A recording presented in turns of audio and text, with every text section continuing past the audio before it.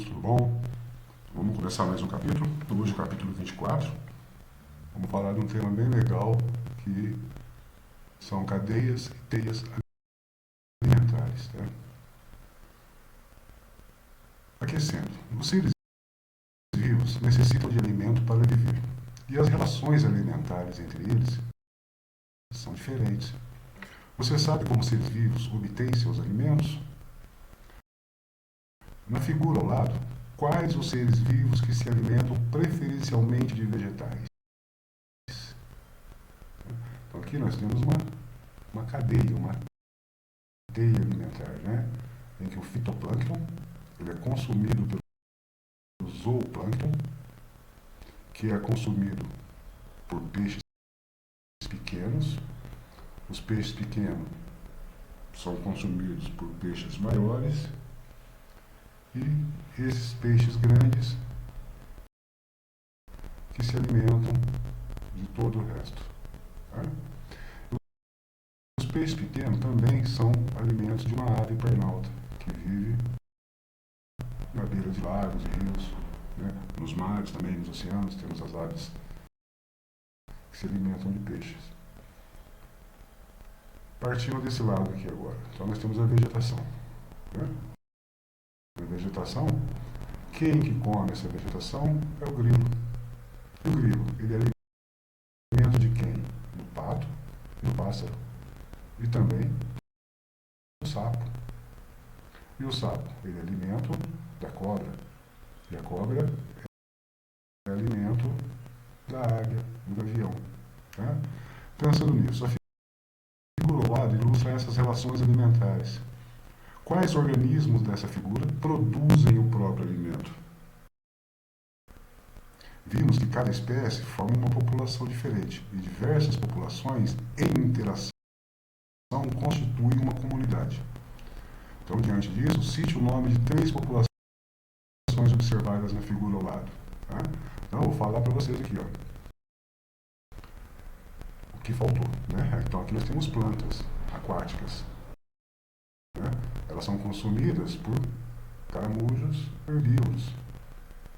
Certo? E tudo que está aqui, né? Desde o peixe, pato, o sapo, ave, águia, pássaro, os vegetais, tudo é consumido por bactérias decompositoras. Né? Então nós temos população do que? De peixes, nós temos população do que? De bactérias,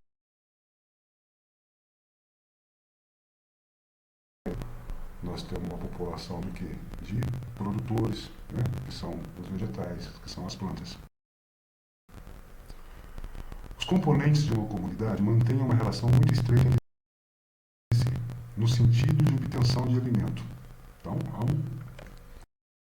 um nível de cooperação entre os componentes de uma comunidade, tá? Para que todos possam ter seu alimento. Quanto a isso, os organismos são classificados em, produtores. Quem são os produtores? São as plantas, que são seres clorofilados, que produzem o açúcar para a própria nutrição. Então, por isso que eles são chamados de produtores, porque eles produzem o seu próprio alimento. E só as plantas fazem fotossíntese.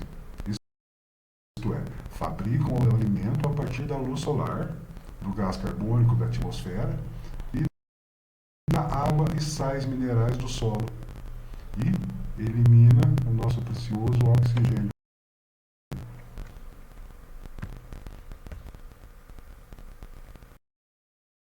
Muito bem, depois dos produtores, tá? Que são as plantas, quem se alimenta das plantas primeiro são os consumidores, tá? E quem são esses consumidores? Os primeiros são os primários, tá? Por que primários? Porque eles têm hábitos alimentares herbívoros, ou seja, eles se alimentam de plantas, tá? E depois nós temos os secundários, né? Que se alimentam dos herbívoros. E depois nós temos os que têm hábitos alimentares carnívoros. Né? Quem são os carnívoros? Que se alimentam dos herbívoros. Os consumidores secundários podem ser predadores, podem ser parasitas e detritívoros. Né? Detritívoros são aqueles que se alimentam de organismos mortos. Um exemplo são os urubus, né? Que se alimentam de animais logo após a morte deles. Animais cuja alimentação é mista, tá? Que é o nosso caso do ser humano, nós nos alimentamos ora de animais, ora de vegetais. Então nós somos denominados onívoros, tá? São os que comem de tudo. E depois nós temos os decompositores, né? Que são várias espécies de bactérias e alguns fungos, também microscópicos, parentes do cogumelo, que vivem no solo transformando cadáveres de animais e de vegetais em sais minerais. Né? E esses sais minerais são absorvidos pelas plantas para a fabricação de açúcar pela fotossíntese. Né? Então aqui nós temos os produtores, tá? Que através da luz solar, que é um dos fatores dos sais minerais, produzem o próprio alimento. Tá? Eles são consumidos por quem? Pelo consumidor 1, que depois é consumido pelo consumidor 2, pelo 3 e pelo 4. Tá? E os produtores também podem ser alimentos direto aqui do consumidor 4. Tá? E todos eles são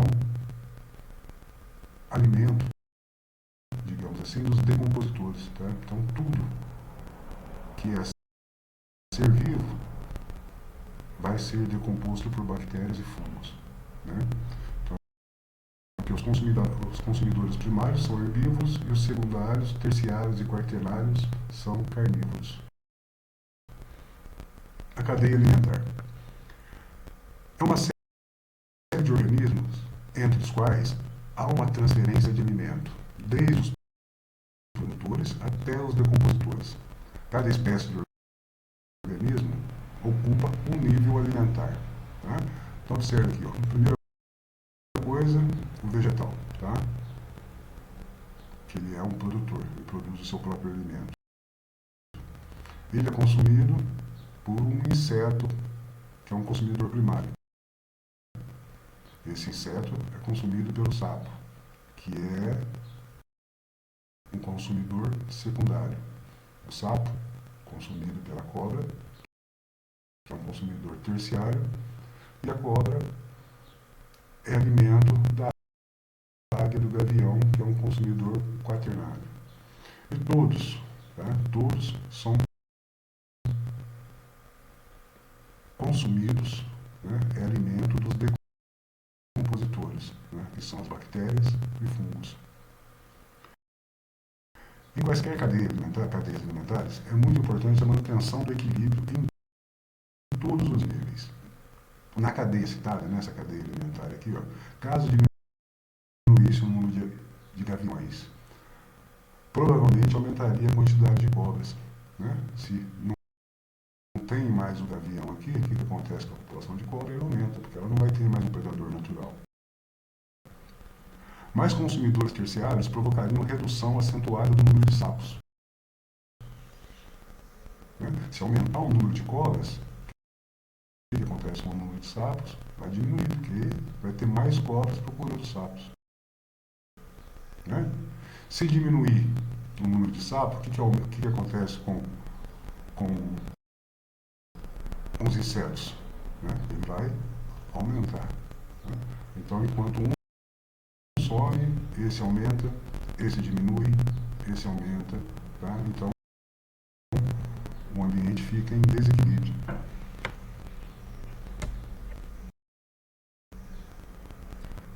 Teia ou rede alimentar. É um conjunto de várias cadeias alimentares. Cada nível alimentar pode ser ocupado por mais de uma espécie. Tá? Quanto mais espécies numa teia alimentar, mais equilibrada ela será, uma vez que cada consumidor terá mais opções de alimentos. Tá? Então vamos observar essa teia alimentar. Então, ó, é uma teia alimentar na qual o gavião é consumidor quaternário. Tá? Por quê? Ó? Produtor, primário, secundário, terciário, o gavião quaternário. Quando ele come a cobra, tá certo? Agora, ele vai ser terciário se ele comer o lagarto, tá? Se ele vier aqui e comer o lagarto, tá? Olha o que acontece, ó. Produtor, primário, secundário, aí ele passa a ser terciário. E se ele comer a cutia, aqui, ó, se o gavião se alimentar da cutia, aí ele é um consumidor secundário, porque, ó, produtor, a cutia se alimenta do produtor, é um consumidor primário, e o gavião é um terciário. Tá? E além disso, nós temos os parasitas, ó. Nós temos o carrapato e temos o piolho, tá certo? O carrapato aqui, ó, que consumidor que ele é? Ele é um consumidor secundário, correto? Produtor, primário, secundário. E o piolho? Ó, 1, 2, 3, 4, até chegar na planta. Então o piolho, nesse caso aqui, é um consumidor quaternário. Tá? Do produtor, passa para esse inseto é alimento da aranha, a aranha é alimento do pássaro, e o pássaro é parasitado pelo piolho. Animais maiores são tão poucos que não servem de alimento para outras espécies. Se tivéssemos mais gaviões que cobras, em pouco tempo as cobras sumiriam e os gaviões teriam que procurar pelos sapos ou desapareceriam da região. Tá? Então, olha, sumindo as cobras, o gavião vai comer quem? E tem que partir para o sapo. É isso? Senão eles vão desaparecer desse local onde eles vivem. Normalmente representamos a cadeia alimentar por uma pirâmide, na qual cada um dos degraus representa um nível alimentar. Então cada degrau desse aqui, ó, é um nível alimentar. Então o que nós temos aqui, ó? Produtores, consumidores primários, que são os insetos, consumidores terciários, nesse caso aqui representado pelo sapo, tá? Pelos anfíbios. Depois nós temos consumidores terciários representados pelos répteis e consumidores quaternários representados pelas aves.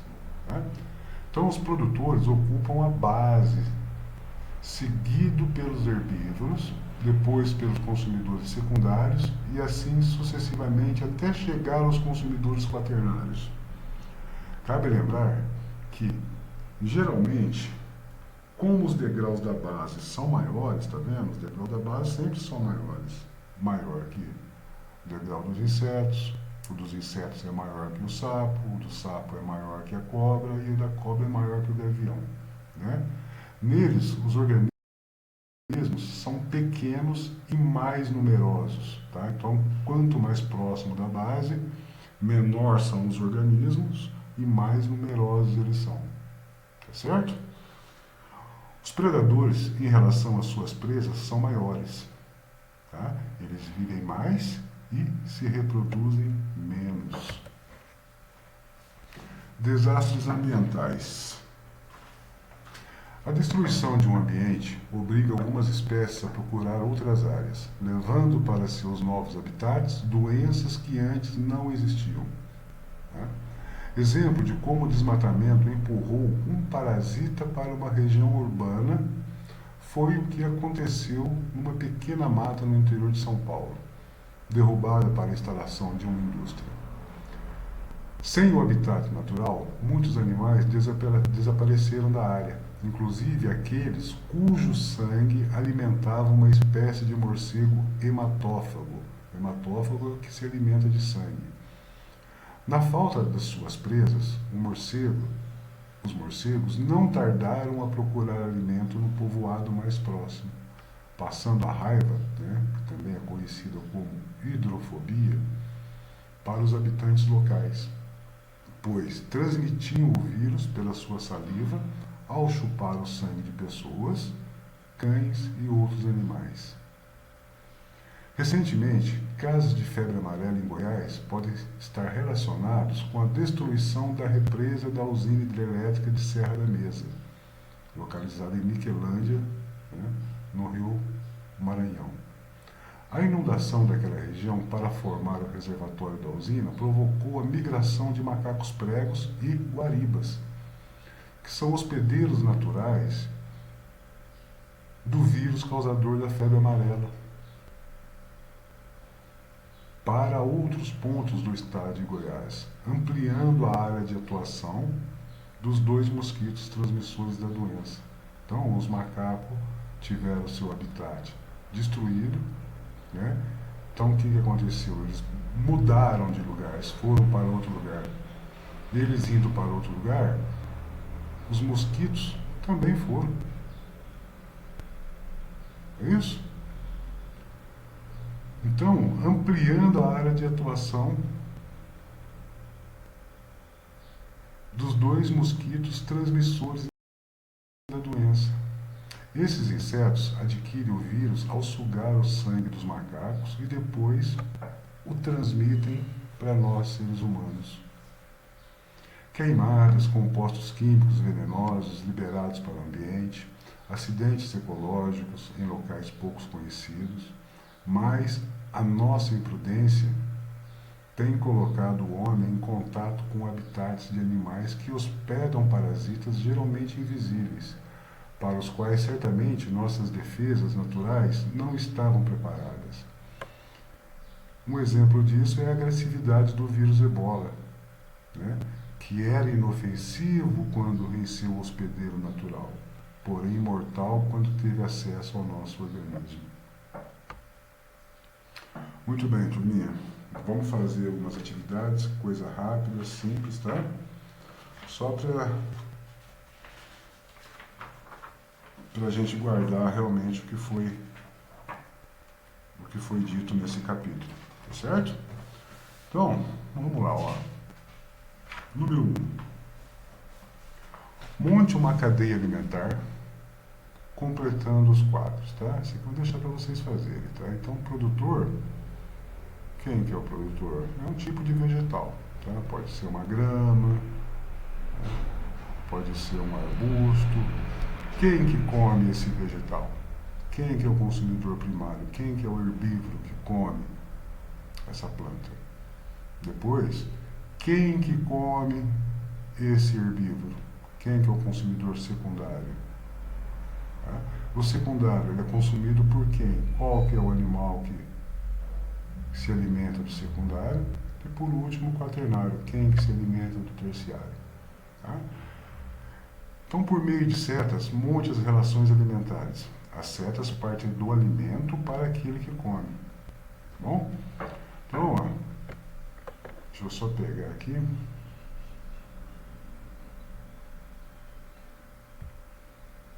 Vamos lá, as plantas. Ó, as plantas, elas vêm aqui. Não vou fazer seta para os ratos. Os ratos são comidos pelas corujas. As plantas são comidas por insetos herbívoros. Os insetos herbívoros são alimentos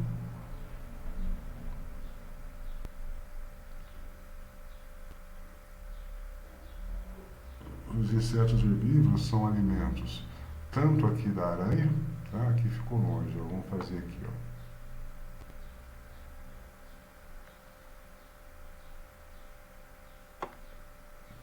Das aranhas, e as aranhas são alimento dos pássaros, e os pássaros são alimento das cobras, tá? Então vamos fazer uma setinha aqui para ver onde nós estamos indo, tá? Aqui, aqui. Nós temos as plantas, elas são alimento das cutias. As cutias, por sua vez, são alimento do cachorro do mato.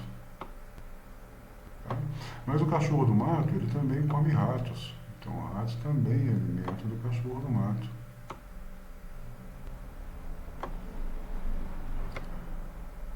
Os sapos.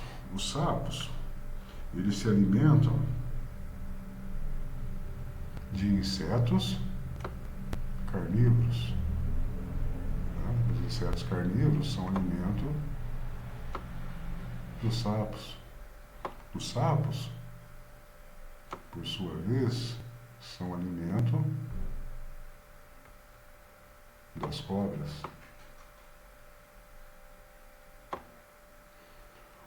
Os insetos carnívoros também são alimento dos pássaros.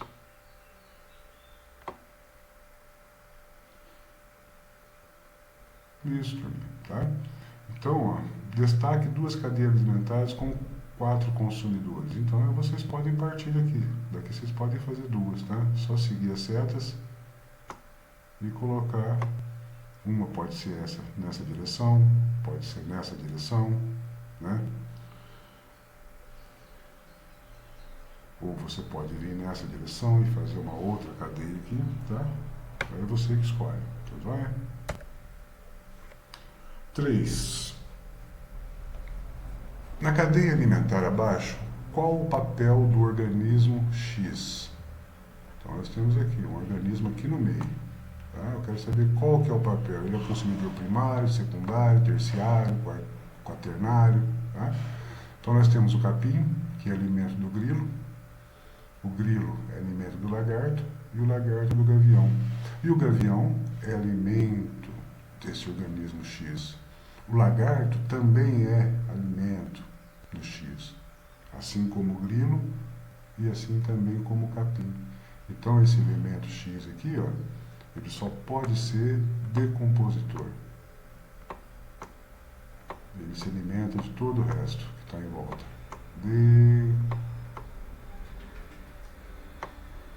Decompositor. Ou decompositores, né? Então ali, aquele elemento é um elemento decompositor, fungos e bactérias. Número 4. No esquema abaixo, qual o nível alimentar dos organismos? A, B, C, D, E e F. Pessoal, o organismo A, veja que ele depende da luz solar, né? Então ele é produtor. Vou colocar assim, prod, tá? Prod. O B e o C são consumidores primários. O D e o E são consumidores secundários. E o F é um consumidor terciário. Certo, turminha? Número 5. Assinale a frase correta e justifique. Os animais herbívoros ocupam apenas um habitat e um nível alimentar, vários níveis alimentares e vários habitats. Então, os herbívoros, qual o hábito alimentar deles? Eles só têm um hábito alimentar, eles só se alimentam de planta, tá? Então, eles só têm um hábito alimentar, um nível alimentar, tá? Mas esses animais, eles ficam no mesmo lugar? Ou eles migram de um lugar para outro, né? Letra C, vários níveis alimentares. Não, já não é, porque eles só têm um nível alimentar. Eles só se alimentam de plantas, de vegetais. Então, eles têm vários habitats, mas apenas um nível alimentar. Isso? Cada espécie tem um habitat, mas os herbívoros sempre são consumidores primários ou de primeira ordem.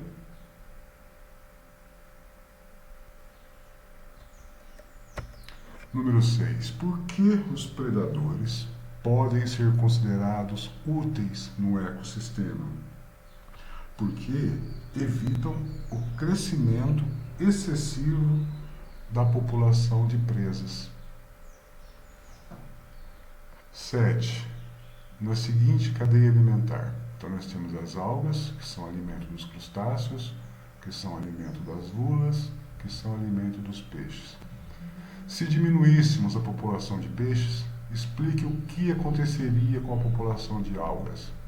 Então vamos fazer através de setinhas aqui, ó. Se os peixes diminuem, vou colocar a setinha para baixo. O que acontece com as lulas, com a população de lulas? Sem ter o predador, a população de lula aumenta. Se a população de lulas aumentar, o que acontece com a população de crustáceos? Diminui. Se a população de crustáceos que se alimenta das algas diminui, o que acontece com a população de algas? Ela aumenta. Tá? Então, ó, essa cadeia alimentar ficaria em desequilíbrio, tá? Caso diminuísse a população de peixes. 8.